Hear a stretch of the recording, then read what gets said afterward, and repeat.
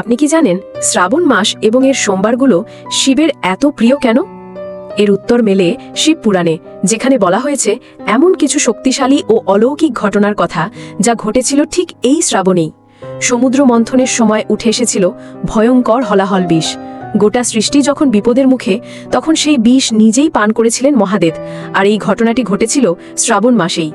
বর্ষা তখন তার চূড়ায়, প্রকৃতি যেন নিজেই এগিয়ে এসেছিল শিব এর দহন শান্ত করতে। সেই থেকে আজও ভক্তেরা শিবলিঙ্গে জল ও দুধ নিবেদন করেন, যেন শিবকে প্রশান্তি দেওয়া যায়। কাবড়িয়া ভক্তরা 100 কিলোমিটার পাড়ি দিয়ে গঙ্গা জল সংগ্রহ করে শিবলিঙ্গে নিবেদন করেন এই মাসে। মাতা পার্বতী এই মাসেই শুরু করেছিলেন তপস্যা, মহাদেবকে স্বামী হিসেবে পাওয়ার জন্য। শুরু করেছিলেন 16টি সোমবারের ব্রত, যা আজও হাজার হাজার নারী পালন করেন বিশ্বাস আর ভালোবাসা নিয়ে। আর কেন সোমবার?